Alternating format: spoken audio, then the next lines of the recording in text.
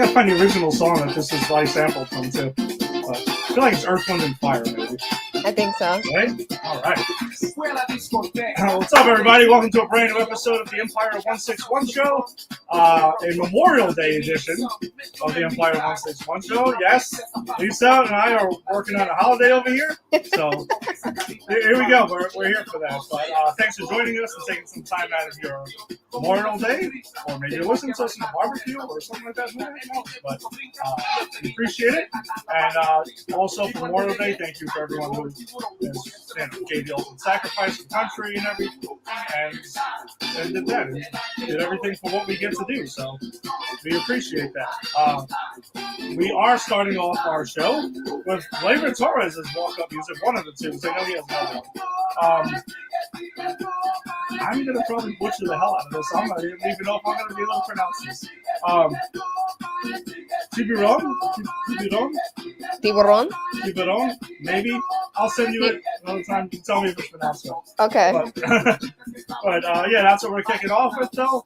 Yeah, we got a lot of interesting stuff to talk about because the Yankees had a pretty wild week.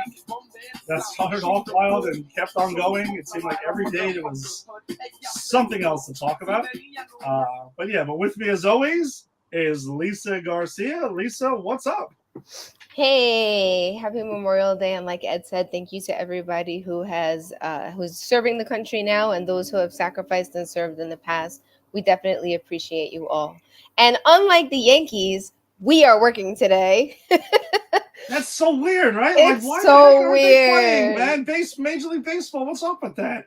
I have whoever made their schedule this year. It was the most peculiar start. So two things, folks. I'm going to be sniffling a lot because I'm battling allergies today. So I'm apologizing for that ahead of time. And secondly, Ed, I took in too much sun this weekend. So I'm looking like Rudolph's sister right now, which is fine because I got some sun and that's what we needed to do this weekend, right? Absolutely. So happy to be here, though, and talk about our boys because by the end of this, we might have to give them a quick a quick kick in the pants to get them activated a little bit more because we'll get into all of that. Yeah, we got a long way to go with talking about a lot of that stuff, and we are almost done. There it goes. We're sharing out the show. It's already done. So we are gonna kick things off because it happened right after our show last time we recorded. We're not gonna shy away from one of the things that turned into a national or at least sports world-wise topic here is the Josh Donaldson, Tim Anderson thing. So I was at the game with Joe. We had a game rained out, our softball game, fake rain out, The rain out. The Central Park rain out. Yeah, exactly. That's Central Park rain out. So if you play in Central Park, you know what that means. It usually doesn't involve rain or water. It means somebody spit on the field too much. Yeah, like a week before. So, there's that. But I had made the pivot and went with Joe to the Yankee game, so we got to see that. And it was weird because being live, you had no idea what the heck was happening when Donaldson got into it with Yasmani Grandal. And my first thought was, okay, this probably has to do with Tim Anderson because we mentioned it on our last episode where they had a little bit of a thing going on the week before, and then the benches cleared and nothing happened because it's baseball and that's usually what happens. Benches clear, bullpens clear, everyone looks like they're going to do something, and then it's some pushing, some shoving, somebody yells, somebody's like, yo, hold me back, and then they're not doing nothing, so whatever. But yeah, we didn't really know without announcers and stuff. You really didn't know too much about it, and then listening to the post game on the way home got a little bit more insight, and then you're like, oh, okay, so this is bigger than just a hard tag the week before, because also we didn't really know much about what happened the week before either. So the gist of it was apparently Donaldson has been kind of calling Tim Anderson Jackie and referring to a 2019 Sports Illustrated article. If it was Sports Illustrated, it was the magazine, where he kind of referred to himself, I guess referred to himself would be the proper term, to say he was like the modern day, or he maybe felt like the modern day Jackie Robinson, which is a pretty big thing to say in general. Now, I think, and then he kind of went ahead and, he took exception to that, went back and forth with Josh Donaldson, this has been going on from apparently since the article came out in 2019. This isn't the first time Donaldson has said it, and he's kind of kept on referring to it as that, and that's kind of why they've had a thing. And now that we know that there's more to it, it's got a lot of talk on Sunday Night Baseball and everything, which Lisa was bringing me in on because I didn't get to watch the Sunday night game. So there's a lot of areas to cover with this. I think the main thing is context. Personally, it just seems like in the context of what Josh Donaldson is saying and what Tim Anderson said, because Tim Anderson, was he meaning that he was the modern day Jackie Robinson? I don't think in the literal terms he meant that. I think that's, it's a little bit different, like what Jackie Robinson did, for baseball, breaking the color barrier, and for the country and everything like that. That's the thing. I don't think Josh Donaldson. Let's talk about Tim Anderson's part. I don't think Tim Anderson was referring and meaning he was saying he was doing something as big as Jackie Robinson did, because that would be kind of crazy. I don't think he means it like that. I also think he also meant in terms of bringing fun to the game and changing the game and things like that. Again, still not really a Jackie Robinson level thing, no matter how much fun you bring. Jackie Robinson, what he had to endure and what he was doing was not about fun or anything like that. It had a lot more weight and levity and meaning to it. So I think that's the first part. And now, Lisa, do you have anything regarding the Tim Anderson, what he, at least his part of it, before we get to Josh Donaldson's part of this? I think I'm going to wait until after we talk about the Josh Donaldson part to come back to. Is there anything that did you want to add to what I had said, or you think it's kind of in context? So I'm trying to add the context. I agree with what you have currently said. Yeah, I agree with that. I think the context to both sides is important, because it seems like some people are choosing to grab bits and pieces of this discussion and then are running with it, and that's it. They're not getting both complete sides, because it's important that you do that. Now, Josh Donaldson's part in this. Donaldson, from what we know of this, has been someone who talks shit on the field. He's someone who, for lack of a better term, is a ball buster. It's what he does. Not even trying to glorify what he did, but that's kind of what he does. He says shit to people to get under their skin. I guess he got part of this Jackie Robinson thing and decided, I'm going to just try to start tweaking him with this, and starts doing this. Apparently he's been doing it since 2019. A lot's changed since 2019. B, it still doesn't give you the right, because we don't know what the heck's been said between them. Again, watching the game with no context, you're also like, what the heck was going on here? Josh Donaldson using that, calling him Jackie. The question is, does he think this was was he trying to be racist towards him? I don't know Josh Donaldson like that, so I can't say if there was a context. It doesn't make it right one way or the other, whether he meant it racially or not. It's still not right. If the guy is obviously pissed about it, or he's telling you to stop, you should probably just cut the crap right there and move on. But he decided not to. So he kept calling him Jackie, and then after the game, he goes ahead and says he explained this whole thing. He gave the context of the 2019 article. He's saying what he had said. He is kind of apologizing for it as well, saying that if he was offending him in any way, he apologized, he'd stop moving forward, so on and so forth. So there's that. Then Sunday, Yankee fans at the stadium, was having Josh Donaldson's back, and that's just because of a lack of a better term. I don't know what else you want to say besides having his back on that. Listen, we've had Josh Donaldson on our team for less than 2 months right now, so I don't think there's any kind of bond with Yankee fans and Josh Donaldson outside of a walk-off single on opening day. Otherwise, he's just another random guy in the team, kind of. And he started chanting Jackie at him too. Not right either. Especially if you read, and this is why I wanted to bring in the context to this conversation, because if you're a fan who actually read the conversation, was reading up on a conversation, listening to people talk about it, got your facts straight, and then you still went to the stadium and decided to start chanting Jackie, that's just kind of that's I'm sorry, that's stupid. I wasn't there Sunday. Can't say I don't condone it whatsoever. It's disrespectful, distasteful, not something that should have been done. Okay, so the Tim Anderson. Now, do I got that? Or are we're clear? I provided. Yeah, I'm ready. I'm ready. Okay. So I think now that we've laid all the cards on the table, everything is there. right? We know the context from both sides. Lisa, I'll give you the floor first. What is your take on the situation? Okay. So my feeling is that I don't know if they have had a prior relationship where like joking on each other was something that was okay between the two of them, right? Like ribbing on each other. Because you sometimes see you see this a lot with like a first baseman. When a guy gets on first base, they're talking to the player who got on first base and they're like cracking jokes. Nick Swisher was so good for that. I know Anthony Rizzo is good for that. There's a couple other first basemen that like constantly turn and talk to the player, make them laugh, blah blah blah. So I don't know if they had that kind of relationship in terms of their roles on other teams. But here's my thing. Josh Donaldson, I believe that you identify as a white man. Tim Anderson identifies as a black man. When a white man, regardless of what he claims his intention is, continues to say something to a man of color, doesn't even matter if he's black or something else, but particularly a black man, and the black man says, I do not appreciate that, stop saying that, and you continue to do it, whether you're claiming that you are not being racist or that you are being racist, the black man that is receiving this from you is receiving it as you're being racist.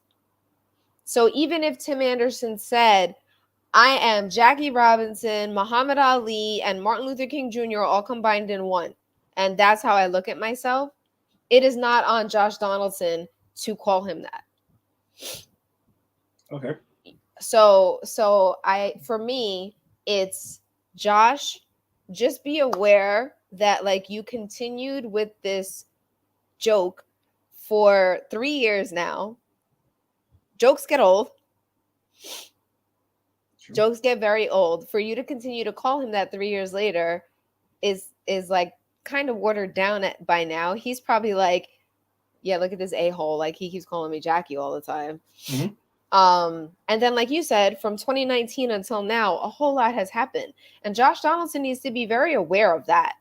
I mean, you couldn't look somewhere without seeing something happening and people constantly disrespecting black men. So Josh Donaldson should be very aware of that. And then the thing that gets me the most is that the outcome of all of this was that Josh Donaldson got a one game suspension, and he's contesting it. Are you kidding me? First of all, a 1 game suspension, like Major League Baseball, you should probably do better than that. I know he was also fined, but you should probably do better than that these days. If you want to catch up to the NFL, that was notoriously a racist organization up until recent years, and the NBA, who's done way better than any other organizations that I could think of in the last few years. I mean, Major League Baseball, get it together. It should not have been a 1 game suspension for what he was doing, especially after he took it to being physical, too, when he pushed him off the base, because he did. I think he should have gotten more than that, and I'm really upset that he contested the 1 game suspension. And I also think it's convenient that he had COVID. I hope he didn't have it. That he was on the COVID IL, and that now he's on the I think I don't know, shoulders. Yeah, shoulder inflammation. He's on like the IL now, like 10-day IL. I feel like that's the Yankees' way of potentially suspending him without saying that they're suspending him. I don't know. It was very convenient that it all happened right then. Well, all right. I can number one. Well, I guess I'll address the last part first.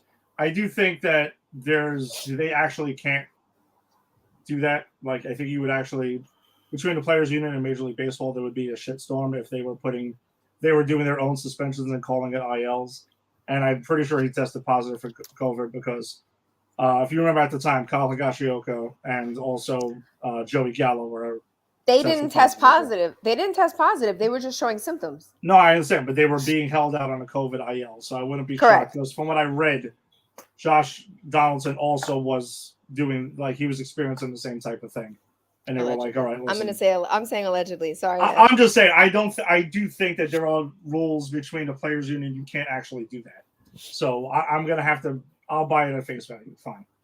And I just don't think they're allowed to do that. Even if they were, they would have to either just do it or not. Plus, honestly, you're also doing something where his 1 game suspension is going to be served one way or the other. He's not getting around that. So whenever he's deemed healthy, that's coming down. Right. The other part of this, though, is if Major League Baseball did their investigation now, I don't know what an investigation looks like when you're investigating something like this, because honestly, all you're doing is going off of what 2 people said, and that's it. And I guess maybe you're talking to other players. Hey, did you ever hear Josh Donaldson? What did you hear him say? I don't know what that investigation looks like, and I'm sure they ask players on the White Sox, same type of thing. As far as the suspension goes, I'm going to be completely honest. I don't think he should have been suspended. And the reason why is because if they did their investigation and I agree, his intent one way or the other probably shouldn't matter, right? Like whether he intended racism or maybe they're in their investigation. They were trying to say, hey, you guys ever hear making off-color jokes like this or things like that? Or, you know what I mean? Like, I don't know what you're looking for there, but it is still 2 players.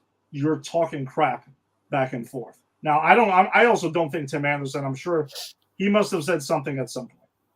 I don't think he just stood there happily and was like, okay, Josh is just saying these things to me since 2019, and I didn't say anything back. I'm sure there was something back. I don't think he just sat there quietly and stared at him and kept it moving. I'm sure there was more. Oh, and don't get me wrong. In our last episode, I said like Tim Anderson is a handful. Like, he's always been the demonstrative player, outgoing, throws his hands up. Yeah, exactly. Not shy. Yeah, like he's definitely from my point of view, he seems like a player that maybe a lot of players don't really like him that much. I don't know. Great. That's my point of view. Yeah, you're probably right, and I agree. Like, I get where Major League Baseball is changing a lot in the sense of like bat flips, things like that, stuff that was very much like you never do this in baseball. You just hit your home run, put your head down, jog around the bases, and then now there's more hands being thrown up. Like how high can you flip it? Yeah, exactly. You know what I mean? There's more emotion being shown in the game, which I'm cool with. I have no problem with it. In the past, forget it. You were getting drilled right between the numbers. Your next at bat, and that would have been it. But I don't mind Major League Baseball like loosening up a little bit and letting emotions being shown. I think it's cool. For me, it was like the last World Baseball Classic is when this actually started being acceptable. Even Team USA, the Puerto Rican team, Dominican team, all the teams started showing more emotion, and it was being deemed acceptable. Mm-hmm. So I think that's fine. And Tim Anderson I think that's what he was talking about is he was going to start bringing that to the game, bringing the whole let them play, let the kids play thing. That's been the motto with Major League Baseball. They're letting, because these are 20-year-old kids for the most part, 30-year-olds that are playing this game. So I think that's also important to remember. So to let the players be themselves, to show more personality.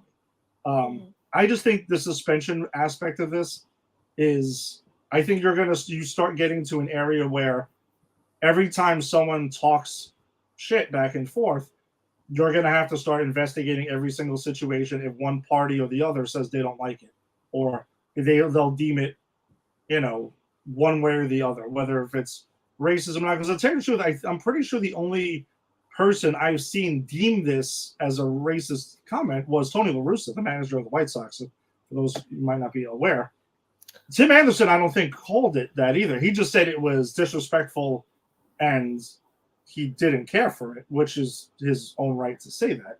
I'm not saying he's wrong, but I don't think he ever actually said that he was taking it in that, in that sense, in that way. So that's where I just think the suspension part of it is a murky situation where now what are we suspending players every time because we both know that there's much worse things probably being said on that field. There's probably, fuck you, or, this and that, or, this F-bombs dropped all over the place. I'm gonna argue though. You could say "f you" to me all you want, but when you start calling me something that's very specific to my race or ethnicity, that takes it to a whole different level for me. And I agree with you. I understand and I'm with you 100%. That jumps it to a whole nother level and that takes it to somewhere else. But my whole thing is that I think he was if Tim Anderson didn't make his comments regarding calling himself Jackie Robinson or the modern day Jackie Robinson, and Josh Donaldson was just calling him Jackie out of nowhere, then I think that changes this. That's why I'm talking about context to this. I think that changes the entire discussion. Then it's like, all right, so you're just calling him that. No, now you're suspended. And I'm going to be honest, then now you're suspended, and now you're suspended for a much more lengthy time than one game. You're getting a suspension for X amount of time. I'm not saying like a season or anything like that, but I mean, you're getting suspended. Like it changes the whole thing. I think the fact that he was referring to the exact comments that he made in that thing, because from what it also appears like Josh Donaldson's intent for that was, dude, you're no Jackie Robinson. You're not even close. So don't even invoke that name whatsoever. You're talking about fun. You're talking about this. You can't even like shine his shoes or whatever it is. Like, whatever term you want to use for that. You're not on his level. So that's kind of what I think we could agree. That's kind of why he was using that. And plus, obviously. Well, I can't. I don't know. Yeah. Don't actually, know, but yeah. Let me backtrack that. Yeah. We suspect that because we don't know Josh Donaldson at all. We don't know Tim Anderson. We're going off of the evidence that we have. Mm-hmm. So that's why I think the suspension part is. I personally wouldn't have suspended that. So I think the one game is there.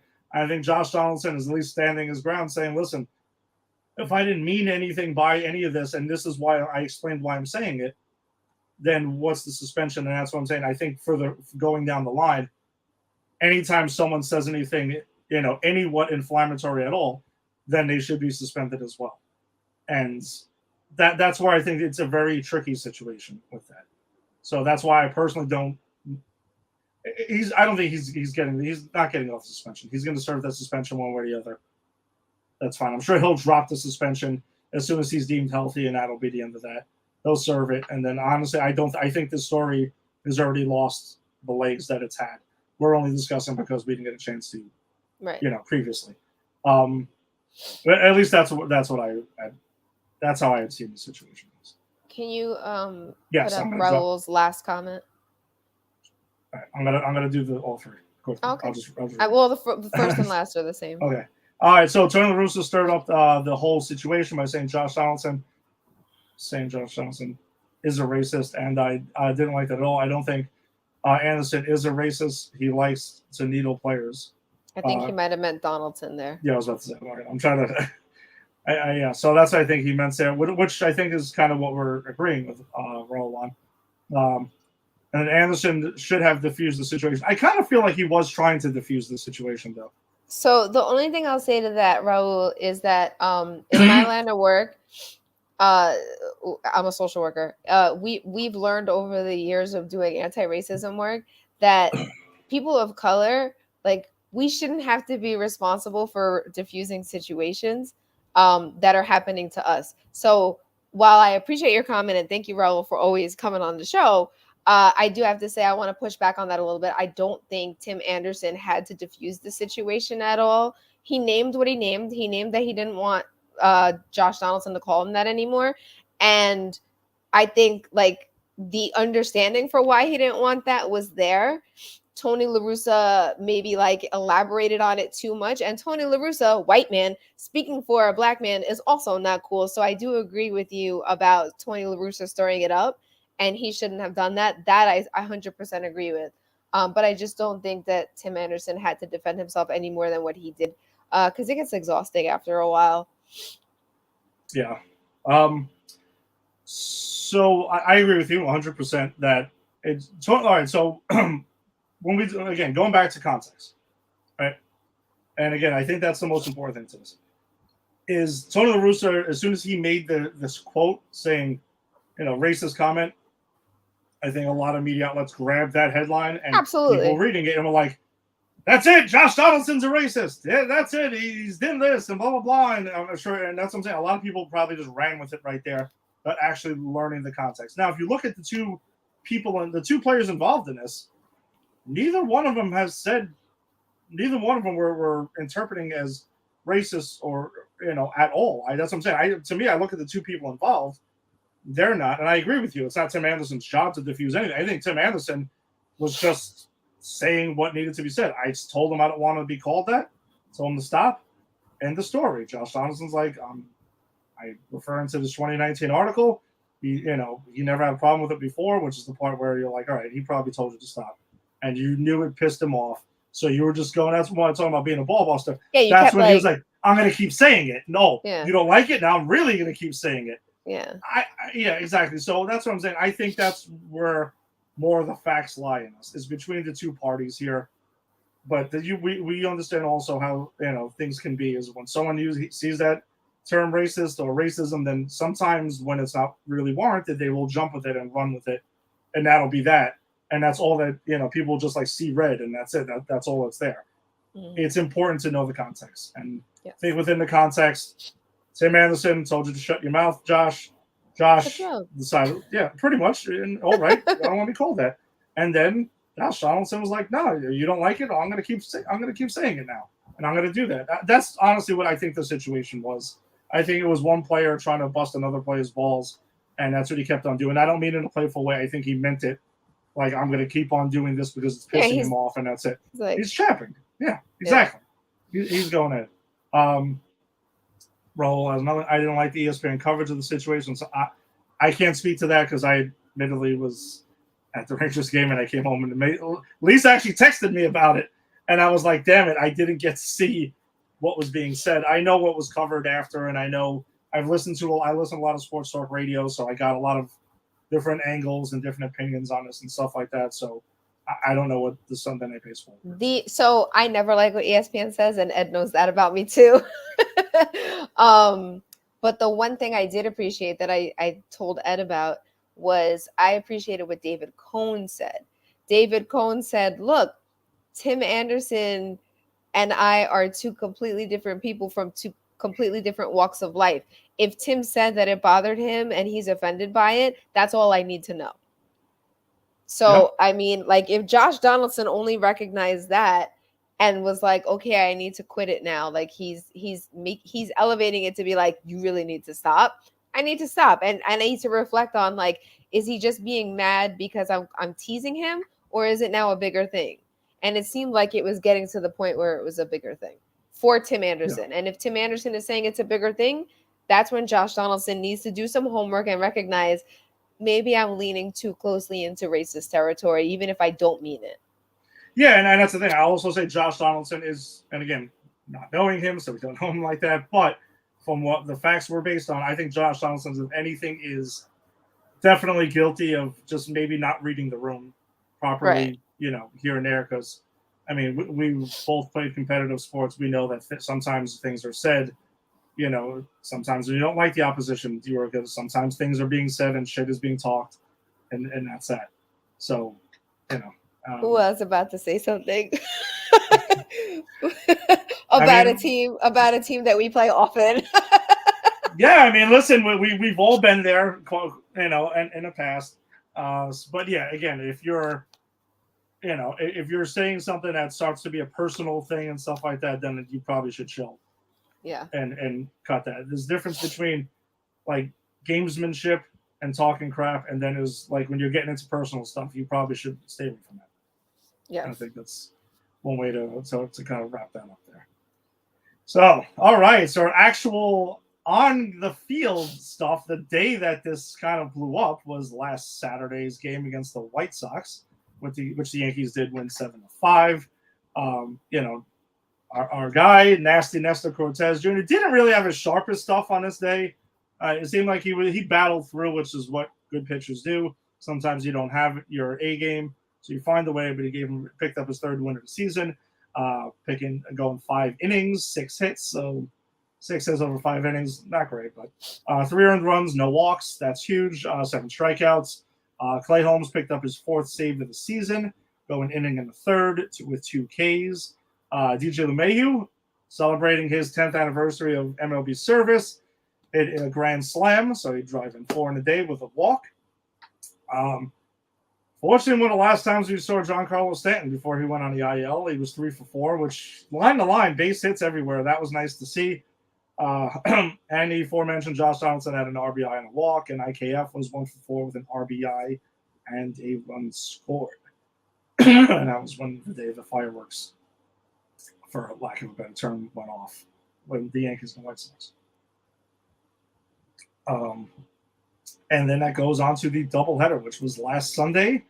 He's going to pretty much, the White Sox swept that doubleheader. Yankees offense is pretty much non-existent in either game. Nope. The overall stats of the day, they just were nowhere to be found.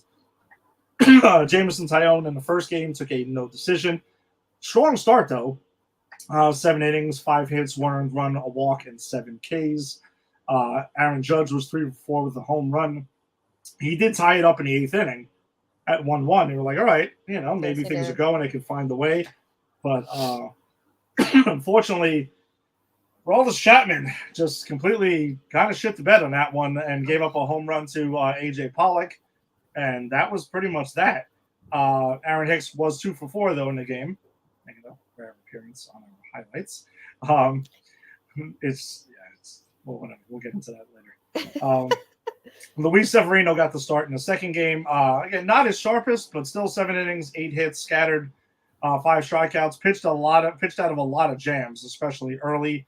Dallas Keuchel was no, actually, it wasn't Dallas Keuchel. I'm sorry. Michael Kopech was no hitting the Yanks until what was the 5th or 6th inning. He was going there. So but the Yanks offense in that game, 3 hits, 3 base hits.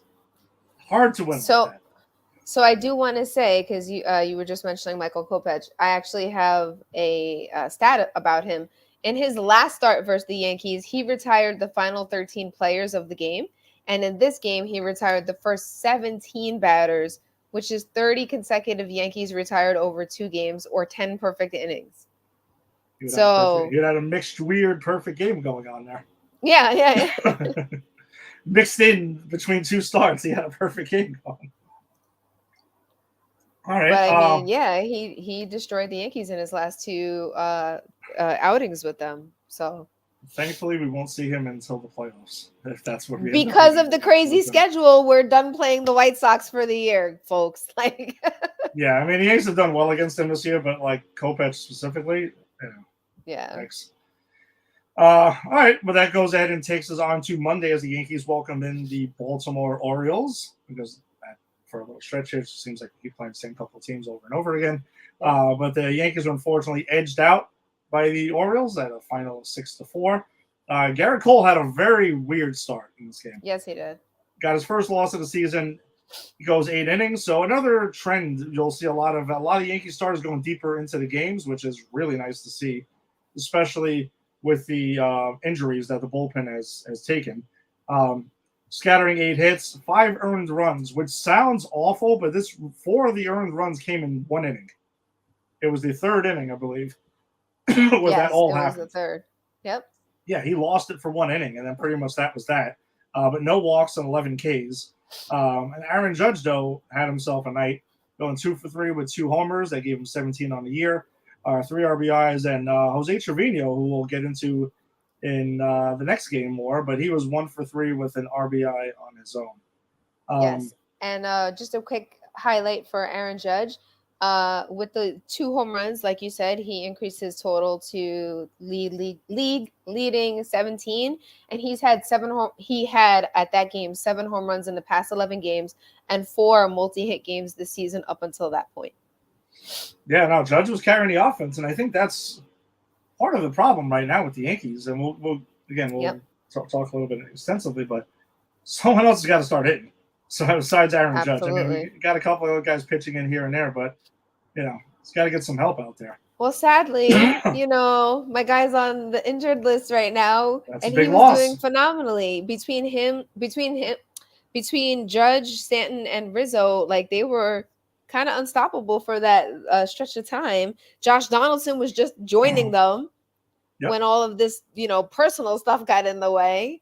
So, I will Mouth, say his though, shoulder, I've his got COVID. I've got a little allegedly. I've got a little eye on Glaber though. Glaber's becoming more consistent. I'm sure we're gonna get into that. So let me stop there. All good. There's also someone else who's starting to pitch in a little bit, but just got to see it more consistently. Mhm. So that takes us into Tuesday night, which was a wild game with the Yanks, which they had fought back and ended up walking off the Orioles in 11 innings, 7-6.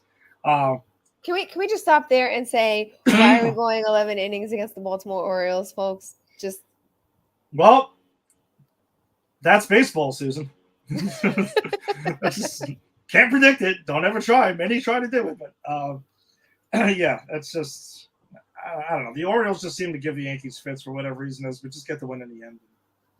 Let's call it that. But Monty went ahead, took the no decision, went 6 innings, 4 hits, 2 earned runs, no walks, and 5 strikeouts. Clark Schmidt is a guy who I would like to see a lot of, and we'll get to why we didn't see more of him yesterday. Picked up his 3rd win of the season, putting his record to 3-2. He went 2 innings with a run scored, which was the make-believe runner.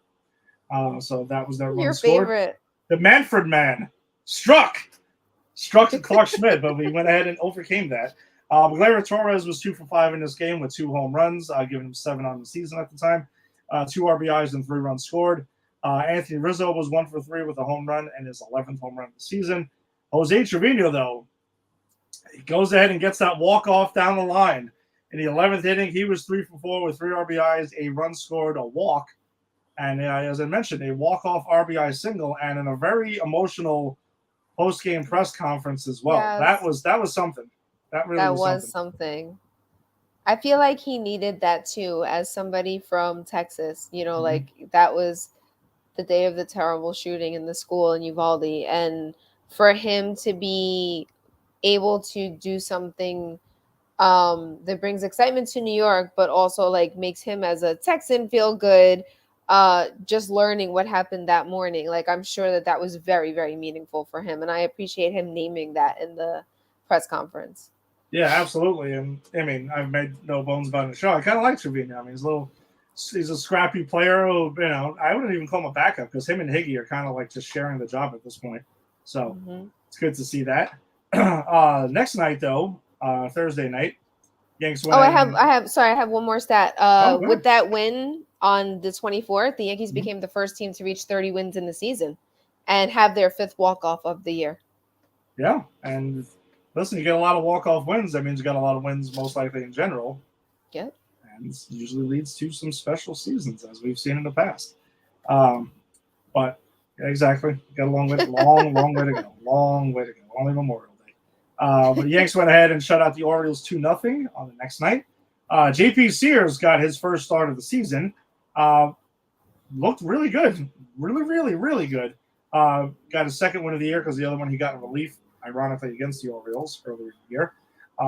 Going 5 innings, 3 hits, 2 walks, 5 Ks. Clay Holmes picked up his 5th save of the season. And Miguel Andujar, if you don't know, Miggy's back in the lineup. He's letting it be known. Yeah, he looks pretty solid in left field, honestly. He looks way more comfortable, so good to see. And there's a job up there for the taking. He was 2 for 3 with an RBI and a stolen base. Aaron Judge was 1 for 4 with a double. So, Andujar knocks in the first run of the game, steals second, goes ahead and calls an overthrow. That's how they get their 2nd run. Yeah. So Andujar was a one-man show offensively for the Yankees on Thursday night. Yep. I mean Wednesday night. Sorry. And for Clay Holmes, that outing extended his scoreless inning streak to a career best 23, which is the longest so far in Major League Baseball this season, and the longest by a Yankee reliever since David Robertson's 26 1/3 innings from 2011 to 2012. So. Nice. Yeah, no, Clay Holmes has looked exceptional. Yes. Aroldis Chapman, I think someone took your job. I think a couple people kind of leaving you in the dust there, brother. Yep. We'll see what happens. But the Yanks went ahead and headed down to the Trop to kick off their 4-game series, their first of the year with the Tampa Bay Rays. So it's crazy how many times we played the Orioles and the White Sox, but first time seeing the Rays this year. But the Yankees took care of business at a final 7-2. That guy again, Nestor Cortez, Picked up his 4th win of the season, pushing his record to 4-1. Went 8 innings, 4 hits, 1 earned run, a walk, and 5 strikeouts. Aaron Judge was 1 for 3 with 2 RBIs, a run scored, a walk, and his 3rd stolen base of the season. So even if he's not hitting home runs, he's kind of doing a little bit of everything. Rizzo was 1 for 4 with an RBI double. Miguel Andujar was 1 for 4 with an RBI as well. So another exciting trend here with Yankee starters going deep into games and kind of picking up the slack when the offense really hasn't been consistent, at all recently. But listen, winning's winning, so it doesn't really matter how you do it as long as you get it done. But the Yanks would go ahead and take the second game of the series from the Rays. Another shutout, another 2-0 shutout, their second in 3 days, by a final of 2-0. Jameson Taillon picked up his 5th win of the season, pushing his record to 5-1. 8 innings, 2 hits, no walks, 5 strikeouts. Another trend, not a lot of walks, a lot of strikeouts, and depth into games for the starting pitchers. Clay Holmes picked up his 6th save of the season, going an inning, no walks, 2 Ks. Gleyber Torres hit his 8th homer of the year. And the newly signed Matt Carpenter was 1 for 3 with a home run, a blast. That thing was a bomb. Yeah, it was. That was like destroyed with a walk as well. So 2 things here, and I'm pretty sure I remember this. So good job by this guy remembering this. Jameson Taillon and Nestor Cortez are the first Yankee starters to go back-to-back at least 8 innings since 2013. Wow. It was CC Sabathia, and we got the second starter, but that's insane that it's been that long since 2 Yankee starters have gone at least 8 innings and back-to-back starts. That was mind-blowing to me. And it was his first time in 2 seasons doing that, Jameson Taillon, with the Yankees, and his first time since 2018 when he did it for the Pirates at a game versus the Colorado Rockies. So we've seen Matt Carpenter with the mustache. All right. So, Lisa, are we thinking Luigi to go with Nestor Cortez as Mario? Or are we thinking the WB Mason guy? I mean, as soon as I saw him, I was like, who's this guy? He looks like WB Mason. And lately, Michael K has been doing comparisons and asking people to send him who they think people look like on Twitter. Uh-huh. So he also said it was WB Mason, Daniel Day-Lewis's character in Let There Be Blood. Yes. Yep. And it was another one, but it was not Luigi. Luigi needs to be the 4th addition to that. And that Nestor Cortez shirt is magical. So if they have something with Matt Carpenter as Luigi, I'm all about it. I want to see them both. RotoWear. You guys RotoWear, step it shirts. Up. Jump on this. RotoWear is not a sponsor. If they'd like to be a sponsor of our show, they should hit us up. But yes, we are giving them a free advertisement right now in saying that's the shirt you need to create. I love their shirts. So I mean, I have way too many of them. So yeah, it's. I have the Nestor Cortez shirt. So I know you do. I remember when you got it. Yeah, I was so excited. Very excited. So yeah. If I had to guess, though, objectively speaking, I'm going to go with W. Mason. I do think he looks like that. 100% like him. And he's another guy, just like Vugnet Odor, when he shaved his beard, he said his kids have never seen him without a beard. So his kids are looking at him all funny right now, too. And they showed a picture, because they superimposed like the Yankee stuff on his picture. So it still had the beard on it, up on the big screen. So you did get to see him with the beard on the big screen too. So when he does something good, we can be like, who but Matt Carpenter? Starting it right now. Starting it right now. RotoWear, that's the shirt. That's the shirt. Who but Matt Carpenter? Oh my God. I didn't hear Sterling's call, which I meant to look it up though. But I wrote on our Facebook page, Carpenter nails it. I mean, that's that. Other than the who but Matt Carpenter, I think is better. And I literally just came up with it right now. Good job. Okay. Sorry, JB from our softball team is going to Peter Luger Steakhouse right now, apparently, and asking me recommendations on the menu. So I was trying to get that to him. So JB ends up checking this out. Listen, you go to a steakhouse, you gotta come correct, right? So you gotta get that two-person porterhouse. Got to get the bacon, German potatoes, and cream spinach. I think is the way to go. That should be the whole. I'm gonna take your word for it because I don't eat that. So. No, it is cream spinach. No. Oh no, the steak part. Okay. Also, it's Joey's birthday. It is JP's. That's birthday. why he's going to the steakhouse. I'm sure. Happy birthday, Joey! Yeah, I think he checks the show out too. So sometimes, so happy birthday again, JP. Oh, and we can't. We're saying happy birthday. We got to say happy birthday to somebody else, especially because we're talking about the Yankees versus the Rays, and we were talking about how we don't know which shirt he wears. So, Senor Cedras, I'm gonna need you to let us know when you go to a game at the Trop, what shirt are you really wearing, my friend?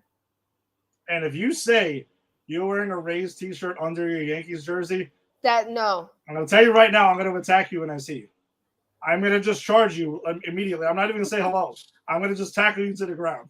So, but Rick, happy birthday. Yes. Have a great day. Yes. My brother from another mother over there, Rick Cedros, happy birthday to you.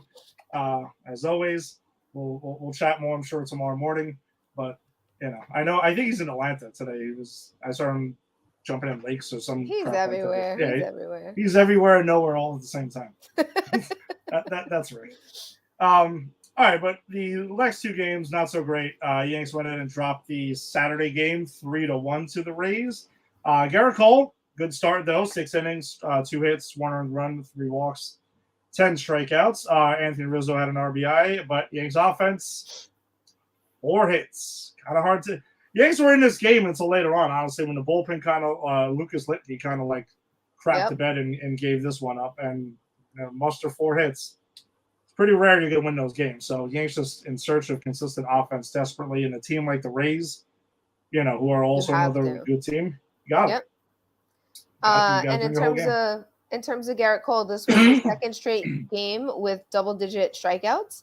And his third in the month of May. In the month of May, he had 45 strikeouts against 5 walks. So Garrett Cole's doing his thing. How about we do our thing hitting wise? I also just want to name that I thought it was a very baseball fan cool thing to see Garrett Cole versus Corey Kluber. Because Corey was a Yankee and was very significant in helping a couple of the Yankees pitchers grow in their roles. So it was good to see him. Good to see him. Not good to see him do much better. Yeah, he settled down and it was pitching really well. But he's the one who had taught Michael King the cutter. And he gives him a lot of credit for that. Mm-hmm. All right, so it takes us to yesterday's game, the closing game here. So the Rays went ahead and shut down the Bombers 4-2. Luis Severino got his first loss of the season. Seems like a lot of guys just getting their first loss of the season, unfortunately. 6 in the third, 2 hits. He was charged with the 4 earned runs, but I mean, honestly, Ron Marinaccio was the one who came in and couldn't throw a strike and walked pretty much everyone in. So that's just a baseball bookkeeping thing. Severino did deserve better than that. 2 walks, 8 strikeouts. Gleyber Torres was 3 for 4 with his 9th home run of the season. Miguel Andujar was 2 for 4, but Yanks offense 0 for 9 with runners in scoring position. They had runners on in the first 5 innings straight, setting up first and third, no outs, second and third, 1 out. Situational hitting, completely nowhere to be found. I mean, you got to get a sac fly. I don't know. Just drive the ball the other way. Do something. You got to find ways to produce, runs without just hitting home runs. And they had 1,000 chances. So the Sunday game was way more frustrating for me than the Saturday game because they had the chances. The chances were there all freaking game long. They couldn't get some Clanahan for shit. So, all right, and I guess that pretty much kind of puts us. We can just have a brief discussion on where the Yanks are. So we mentioned where the. Let me go ahead and just change that one graphic there. Yeah, so. Yeah, if you haven't been following, then I mean, Giancarlo Stanton's on the IL, Josh Donaldson's on the IL, Aroldis Chapman is on the IL. Aaron Hicks was out a couple of days. DJ LeMahieu was out a couple of days, but both are back in the lineup. Not sure if that's a good idea. If Hicks is back in the lineup or not, that's all another story. LeMay was back in the lineup. Good to see him there. But he got a cortisone shot, so he's dealing with a wrist injury. And Chad Green's got Tommy John surgery, so his career as a Yankee could be over because he's going into a free agent year unless they sign him to one of these, 2-year deals, the one where we know you're going to be hurt or you can rehab with us. Hopefully you're back next time, or they kind of just let him walk and he ends up with the Rays or somebody like that because that seems like, or the Oakland A's because those are the teams that will take the chance on a guy like Chad Green and see what happens. Buy low, potentially, high ceiling moves right there. Yanks starting pitchers, though, continue to carry the load. And it's just the situational hitting. We saw it get better at one point, and now we've seen it regress back to something where it's just like it's not happening again. And you got to find ways to do that. That's what consistent offenses do, especially when you got some of the big guns out. I mean, with Stan and Donaldson out, the other guys got to step up. We had mentioned Miguel Andujar. This is a chance to go steal that left field opportunity. Yeah. He's got a chance to revive his whole career if he just hits. And his defenses look pretty good. I think he's looked way more natural out there. Yeah. And like I said before, too, I'm seeing Glaber be a little bit more consistent again. Mm-hmm. So hopefully Glaber can continue to do that as well because we need that, Like you said, we just need more guys to hit consistently. We cannot rely on Aaron Judge alone now that Giancarlo Stanton's out for however long he'll be out. And I miss you, boo. Come back soon. Yeah, and they took a flyer on Matt Carpenter, who's not been good since 2018. But, supposedly reworked his swing and got into this whole thing. So maybe he's got another chance.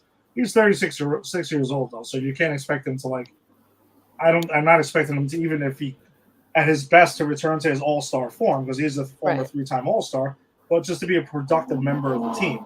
And I joked on a text message the other day that once he hit his home run, he was already better than Aaron Hicks. That's it. It just took one swing of the bat, and that was it. He already contributed more. And with respect to Aaron Hicks, with runners in scoring position in yesterday's game, he smoked two balls really hard. And honestly, probably should have gotten a base hit on at least one of them. You could tell it's mounting with him. Like you could tell he's getting frustrated. Sure, he's pressing. It's not helping. And the only way to do it is just to play. He's just got to get out there and do that. So hopefully he snaps out of it because we desperately need him. I don't love Aaron Hicks, but I think he's better than this. This is this is zeros, like just nothing. You are contributing nothing. And he's better than that, at least when he walks. Are we going to talk about Joey Gallo, too? No. If Aaron Hicks is bad, Joey Gallo's worse. Oh, no. Joey Gallo, and that's another thing. Joey Gallo is a strikeout machine. But, again, if you follow Joey Gallo's career, you had to know that this isn't a shock. But when you're striking out and hitting 190 or something like that and you're not hitting the home runs, it becomes that much worse. Yes.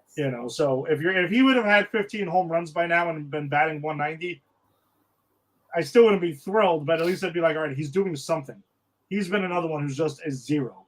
He's just producing nothing. I know I'm shocked when he makes contact at times, which is sad. Yeah. It's just sad. I'm like, oh, look at that. He flew out. At least he didn't strike out. Or, oh, he grounded out to the infield. Oh, at least he didn't strike out. That's the bar's been real low for Joey Gallo. Yeah. Real low. Unfortunately, I just don't think for Joey Gallo, I don't think it's working out here. It's just not working out with the Yankees for whatever reason it is. He's a free agent at the end of the year. And for the fans who are like, oh, trade him, it's not that easy. The reason you don't want him is the reason other teams don't want him. Then if you want lining up to be like, hey, Joey Gallo sucks, we'll take him, sure. Who do you want? We can have our best player. It just doesn't work like that. So other teams follow what the Yankees do besides us. Shocker. I know.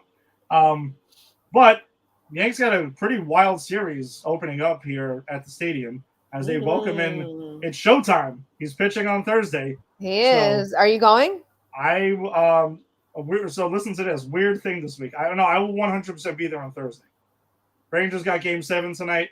That will dictate whether I'm at the game on Wednesday and Friday as well. So But you get to see Shohei, so that's cool. You're right. It happened to be the day he's pitching. I want him to get smacked for 10 runs in the first inning, get the hell out of the game as a pitcher. But listen, I don't care. We're facing him. I know. So no, but it would be cool to see him play live in person. I have not seen that yet. So we'll see how that goes. I got a lot of Yankees lined up right now, but the Rangers might interfere with that. And it's all right. It's a good problem to have. You might be getting some texts or calls to say, "Hey, Lisa, got 2 tickets to get that got on load. See what you want to do. Maybe you want to take your nephew or something like that." Oh man, I hope I can go. we'll chat about that offline. But yeah, so we got the Yankees Angels series coming in here. So what do we got for the pitching matchups? Besides Thursday, I know Shohei. I didn't mean to spoil that one. Spoiler alert. Spoiler alert. Thursday, Shohei Ohtani.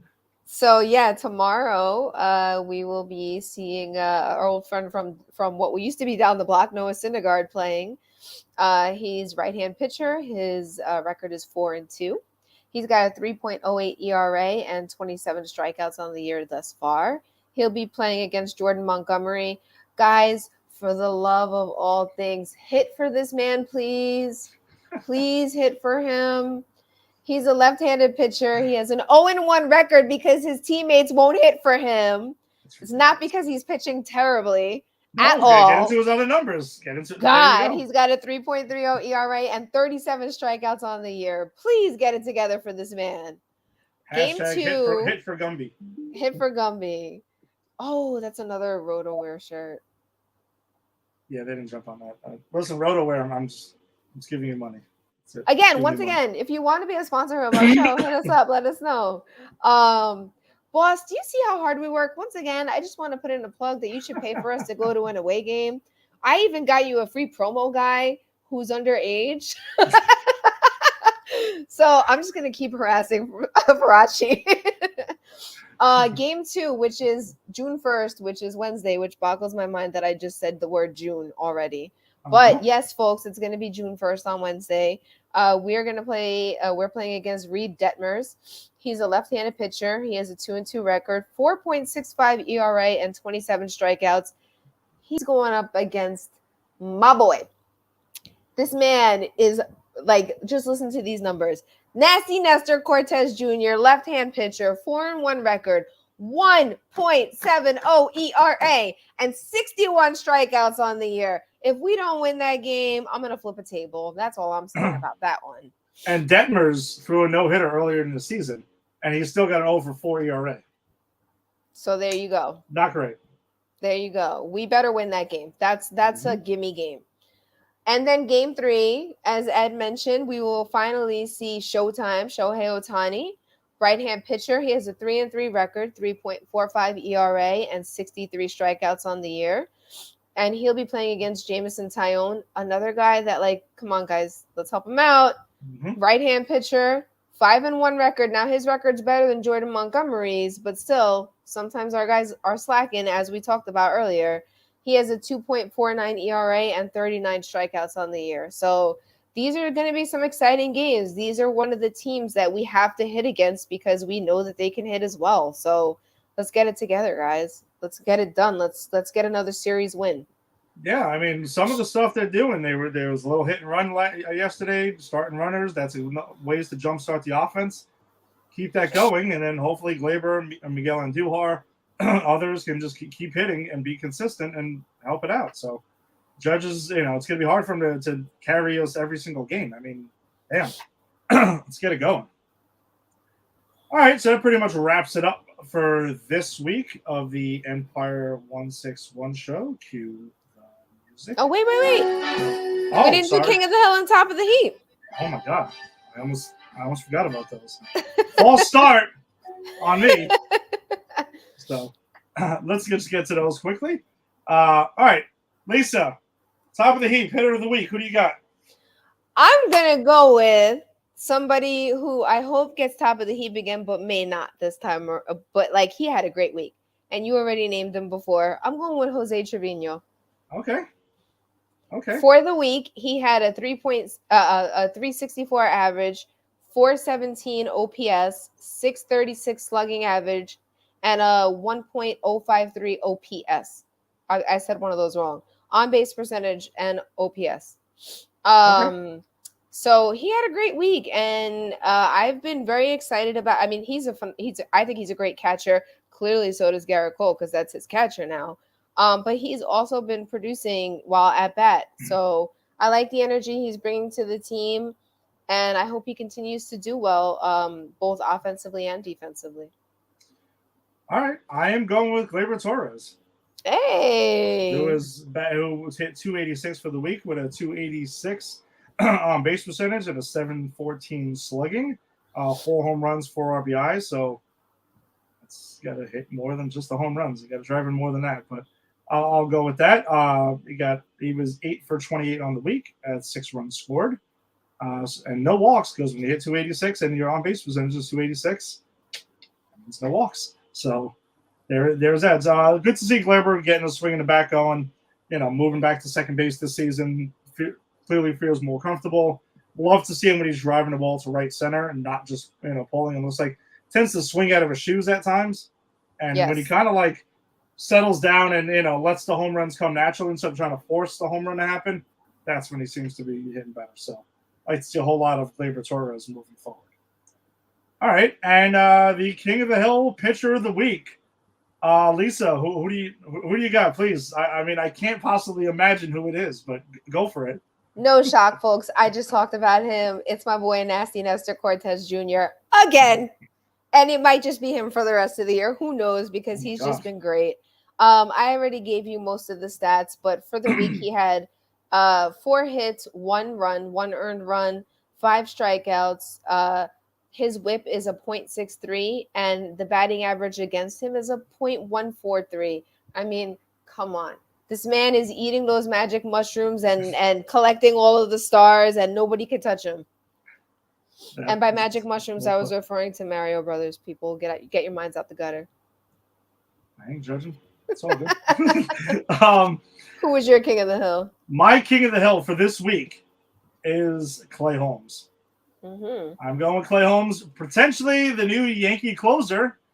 Clay Holmes, over his last 8 1/3 innings, he has 10 strikeouts, giving up 5 hits, no walks, no earned runs, and 4 saves.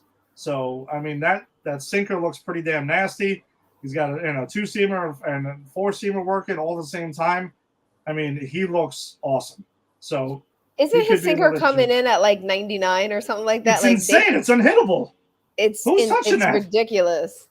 Yeah, so, I mean, listen, I'm hoping that just keep going with it, man. Because if he is the closer when Chapman comes back, that also means he kept on, crushing it while he was out. So, may have found our new guy, because we did say we think there's going to be a new closer after the season. And Jonathan Loaizaga, who's also on the IL as well, hasn't been the same this season. So, yeah, we shall see. So I do have a couple of really quick team stats. I just wanted to name kind of where they're at in terms of overall in Major League Baseball. So team OPS is a .72. This is as of May 28th. So I know there's been one more day of games. The OPS is .721, which is 8th overall in major leagues. Batting average was a 237. It's probably a little bit lower now. That's 14th overall. They have 65 home runs as of the 28th, so there might have been a couple more sprinkled in there. That's first overall in the league. 202 RBIs, which is 7th in the league. 218 runs, also 7th. 366 hits, which is 12th. 315 OBS, which is 11th place. And their slugging percentage as a team is 406, and that's 7th place. So they're in the top, they're in the top 10 most of this list. So if they keep playing like that, like we said, the season might be a pretty special one. But we have to have everybody doing it, not just Aaron Judge, as we named a couple of times during this podcast. Yeah, it's just consistency. Up and down the lineup is what you need to maintain the great start that they've had. That's it. They've undoubtedly had a great start, but if you want to maintain it, you got to just be consistent. So, on both sides, defense, offense, same thing. So, all right, no jump start this time, but that is the music. There we go. Well, We got New York, New York, because all of our episodes are always the Yankees way. So thanks for joining us on this special Memorial Day episode of the Empire 161 show. If you like what you heard, and joining us on Facebook, join our Facebook group on the Empire 161 show and group. Go ahead and check out Pop Culture Pros. You can go ahead and find us there. We have our own Twitter account at Empire 161 show. Tweet us any questions. We share lineups daily, random stats, usually retweet Katie Sharp. Go ahead and check us out. Join the conversation. Checking us out on YouTube, hit subscribe and subscribe to Pop Culture Pros. On Instagram, follow or do whatever the Instagram thing is for Pop Culture Pros. Subscribe wherever you found your podcast. If you're also into baseball, and I know that there's some Met fans like Raul and Mario and others who check us out, and you're into the Mets, check out the Put It in the Book show with Falachi and Keith and Rodriguez. They do a great job covering the Mets. If you're into comic book movies, like that just happens to be your thing, you can check out this guy who recorded an episode earlier with Jason. Check out Granny's Peach Tea. We put out a new episode earlier today. If you wanted to hear Jason more, talk about James Bond, he's pulling a doubleheader today too on a holiday. They're talking about Octopussy, the James Bond Roger Moore movie, so you go ahead and check that out. Eric is their special guest tonight, and Eric has the A to Z show, who covers everything you can possibly imagine on Friday nights. And more Eric covering wrestling with Tim on the Just Too Sweet show if wrestling's your thing. If you like Star Wars, go ahead and check out Tim on Shooting the Sith. Obi-Wan Kenobi dropped. Check him out. He'll be talking about it. If you're into Disney, check out Disney parks and stuff. Check out Ashley on Skyline Reviews on Thursday night. So, that's it. There's a lot of shows on Pop Culture Pros. So, enjoy the rest of your Memorial Day.